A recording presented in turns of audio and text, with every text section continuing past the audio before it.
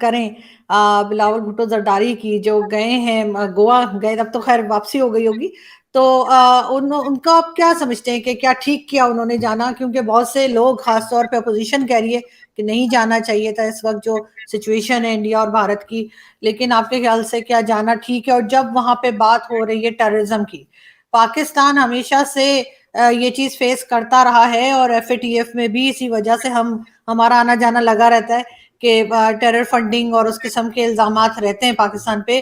تو آپ کے خیال سے پاکستان کیا کنٹرول کر پائے گا یہ جو جہادی کیمپ ہم نے بنا رکھے تھے؟ اور پرویز مشرف کا انٹرویو یقیناً آپ نے دیکھا ہوگا جس میں انہوں نے کہا کہ ہاں جی ہم نے تیار کی، افغانستان بھیجے، کشمیر بھیجے. کیا اب پاکستان اگر کنٹرول کرنے کی کوشش کرے گا تو کیا کر پائے گا ان لوگوں کو، جس طرح کے ایک ایکسٹریمسٹ گروپ اور کئی طرح کے ٹیرر کیمپ جو پاکستان میں چل رہے ہیں؟ اور جو میرا خیال ہے کہ اب جو سچویشن ہے وہ پہلے جیسی نہیں ہے. ایک وقت تھا جب ہمارے ہاں باقاعدہ طور پہ ٹریننگ کیمپس تھے، ان لوگوں کو بھیجا جاتا تھا، اور یہی ایک بہت بڑی وجہ تھی جس کی بنا پہ ہمیں اس میں گرے لسٹ میں ڈالا گیا تھا. ہم اس میں رہے، اور ایون بلیک لسٹ کا بھی خطرہ رہا. تو پہلے تو نظر آتے تھے نا یہ لوگ مختلف جگہوں پہ، ایون اسلام آباد میں آپ کو اگر یاد ہو تو بہت سی جگہوں پہ انہوں نے اپنے وہ مسجدیں تھیں اور وہاں پہ وہ گنز لے کے بیٹھے ہوتے تھے. تو اب نہیں ہے، ویسے ٹریننگ کیمپس بھی اب نہیں ہے، اب وہ انفلٹریشن بھی نہیں ہے. اور اس کی وجہ یہ ہے کہ اب چیزیں خاصی مشکل ہو گئی ہیں. یہ سارا کچھ جو ہے اس کو اب ٹیرر فائنینسنگ، اس پہ بھی آپ کو پتہ ہے کہ ایف اے ٹی ایف نے بڑی کڑی ہمارے اوپر ایک شرائط عائد کی ہوئی ہیں. تو اب ویسا نہیں ہے جو پہلے تھا. اچھا، لیکن وہ بہرحال ایک لیگیسی چلی آ رہی ہے. تو میرے خیال میں یہ ایک اچھا سٹیپ تھا جو وہ انڈیا گئے، اور ضرورت اس بات کی ہے کہ پاسٹ میں جو کچھ ہوتا رہا ہے اسے بھلا کے اب ہم آگے کی طرف چلیں، آگے دیکھیں کہ آگے کیا کرنا ہے. تو یہ بہرحال ایک پلیٹ فارم ہے جس پہ کہ بہت سے ممالک ہیں، پرائمریلی تو اینٹی ویسٹ ایک یہ سمجھ لیں کہ ایک یہ ایس سی او جو ہے یہ آرگنائزیشن ہے. لیکن بہرحال اس میں اب ریجنل کنٹریز بھی ہیں، اس میں عنقریب کچھ اور ملک جن میں ایران، یو اے ای، بحرین یہ بھی شامل ہو جائیں گے. تو انڈیا آلریڈی ہے اس میں، رشیا ہے، چائنا ہے، سینٹرل ایشین اسٹیٹس ہیں. تو میرا خیال ہے کہ ریجنل لیول پہ ہمیں ضرورت ہے انٹیگریشن کی، کیونکہ اس وقت ہم آئسولیٹ ہوئے ہیں دنیا سے. تو بہرحال ایک اچھا کانفیڈنس بلڈنگ میئر تھا. گو کہ اس سے ہمیں کوئی بہت میراکلس ریزلٹس ایکسپیکٹ نہیں کرنے چاہیے. لیکن بہرحال آئی ایگری اس بات سے آپ کی، یہ ٹھیک ہے، یہ صحیح سٹیپ تھا، جانا چاہیے تھا، اور وہ گئے ہیں بلاول، اور ہوپ فلی حالات بہتری کی طرف جائیں گے.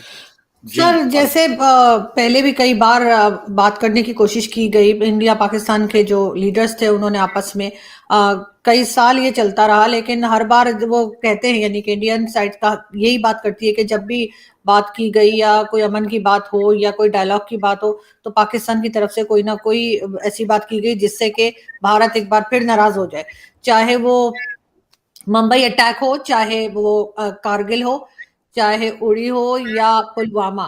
تو اب کیا اس بات کی گارنٹی دی جا سکتی ہے کہ پھر دوبارہ کوئی اس قسم کی حرکت نہیں ہوگی؟ کیونکہ یہ بھی ایک امپریشن ہے کہ پاکستان میں کچھ لوگ ایسے ہیں جو یہ نہیں چاہتے کہ ہندوستان پاکستان جو ہے وہ امن سے رہے، اور ان کے بیچ میں جو ہے یہ ٹینشن نہ رہے. آپ کی بات درست ہے. دیکھیں، یہاں پہ ہماری انڈیا پالیسی کو کون کنٹرول کر رہا ہے یہ کہنا بھی بڑا مشکل ہے. آپ کلیئر لفظوں میں ڈیفائن نہیں کر سکتے کہ ہاں کون سی قوتیں ہیں جو کہ میٹر کرتی ہیں.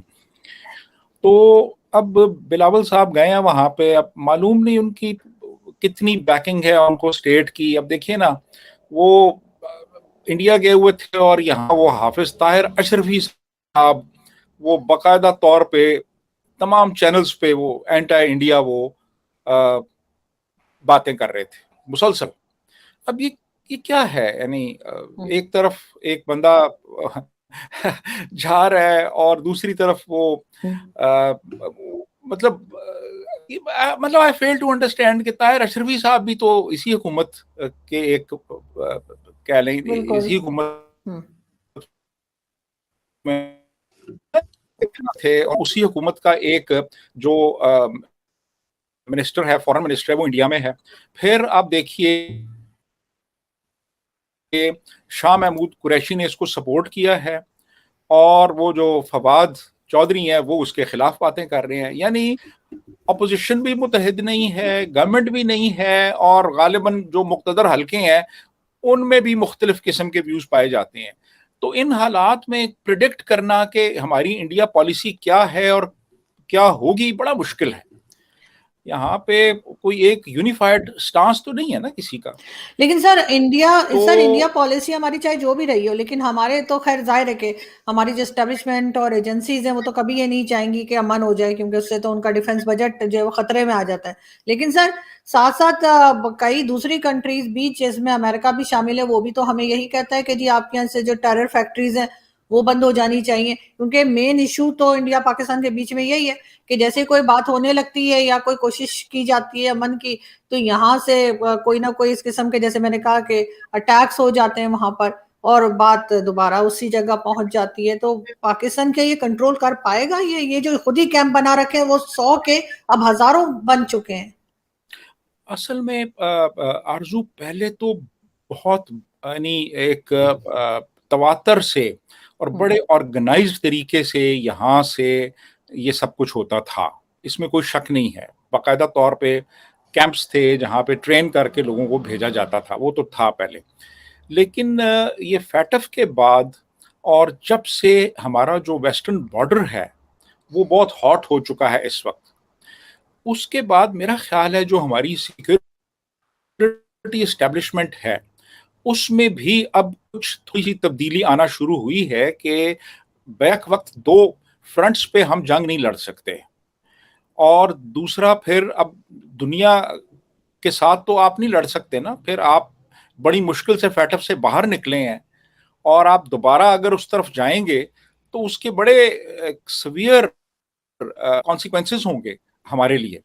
तो मेरा ख्याल है कि अब प्रॉब्ली पास्ट में तो हुआ है ये, बिल्कुल इसमें कोई शक नहीं है। ये मतलब आप आपके सामने है कि वाजपेयी लाहौर आए और कारगिल हो हम्म, गया, और मोदी लाहौर आए और पठानकोट हो गया, और शाह महमूद कुरैशी दिल्ली में थे और बॉम्बे हो गया। मतलब ये चीजें तो होती रही हैं। यानी यहाँ पे कुछ बड़े स्ट्रांग हलके मौजूद रहे हैं जो कभी भी नहीं ये चाहते थे कि पाकिस्तान और इंडिया के दरमियान तल्लुकात में बेहतरी आए। ये तो हिस्ट्री है हमारी। लेकिन स्टिल मैं फिर वही बात करूंगा कि प्रोबेबली इस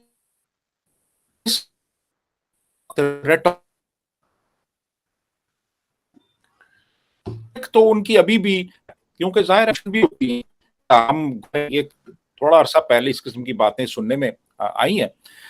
लेकिन मेरा जाती ख्याल ये है कि अब प्रोबेबली जो है वो एक चेंज आ रहा है हमारी सिक्योरिटी एस्टेब्लिशमेंट में भी और पॉलिटिकल लीडरशिप में भी कि हमें अब इस आइसोलेशन को ख़त्म करना है, आगे जाना है, तल्लुकात बेहतर बनाने हैं।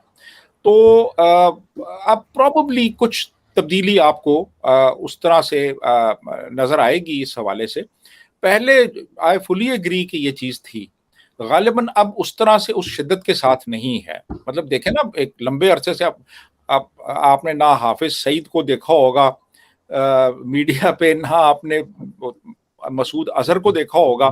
पहले तो बाकायदा तौर पे वो आते थे, वो मीडिया पे बड़ी उनकी प्रेजेंस थी, कॉलेजों यूनिवर्सिटियों में जाते थे और इनके बाकायदा जो अड्डे थे वो कायम थे। लेकिन अब इस वक्त आपको वो बिल्कुल वो मादूम हो चुके हैं, इस वक्त वो नजर नहीं आ रहे आपको। लेकिन सर हाफिज सईद को कुछ दिन पहले बहरहाल जो है वो सिंध में कहीं देखा गया था, और जबकि ये अनाउंस कर चुके हैं कि इन्होंने 31 ईयर्स के लिए जेल कर दिया, तो उस पे भी काफी डिबेट्स इंडियन टीवी पे भी चल रही थी, और कहा जा रहा था ये वहां पे क्या कर रहे थे। तो ये हाफिज सईद को तो ये मुझे नहीं लगता कि कभी ये प्रॉपरली कोई सजा दे पाएंगे या बंद कर पाएंगे, क्योंकि बड़े स्ट्रॉन्ग किस्म के ग्रुप्स हैं उसके, اور ساتھ ساتھ بہت بڑے بڑے لوگ، بڑے پیسے والے لوگ فنڈ کرتے ہیں اس طرح کے لوگوں کو. تو پاکستان میں تو ایک لگتا ہے مائنڈ سیٹ ایسا بن چکا ہے کہ جس میں وہ سمجھا جاتا ہے کہ جی بڑی کوئی اچھی بات ہے اگر ہم اس قسم کے جہادی، سو کالڈ جہادی اگر ہم رکھ رہے ہیں اور پال رہے ہیں.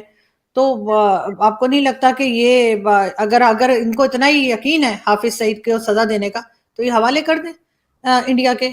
مطلب ہے تو انہی کے پاس جا کے وہ جو اٹیکس تھے اس کو کلیم کرتا ہے نا انڈیا.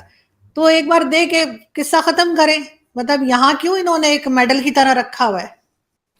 دیکھیے ان کا بڑا گہرا رشتہ رہا ہے ماضی میں، اور ان لوگوں کو استعمال تو کیا جاتا رہا ہے نا بہرحال.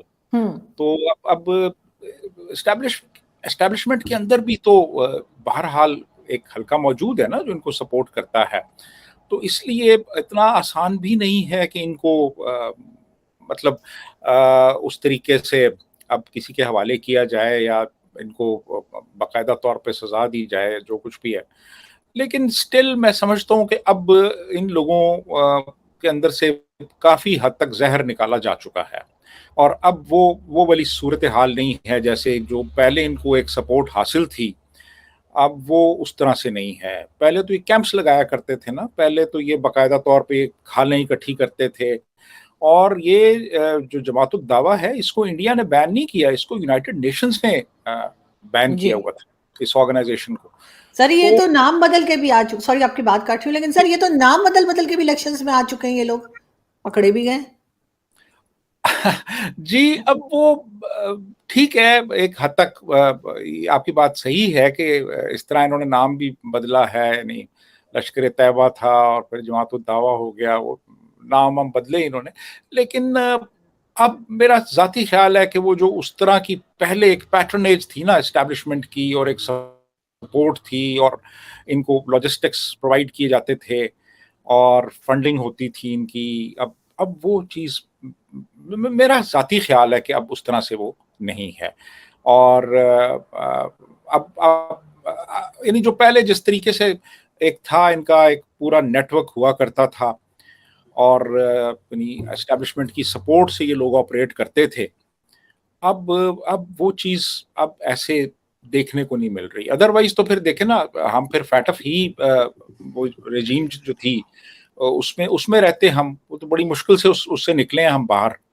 سر اس میں تو ہم 4 بار جا چکے ہیں سر، ہمارا آنا جانا لگا رہتا ہے. ہم پہلی بار تو گئے نہیں تھے اور نہ ہی پہلی بار نکلے ہیں.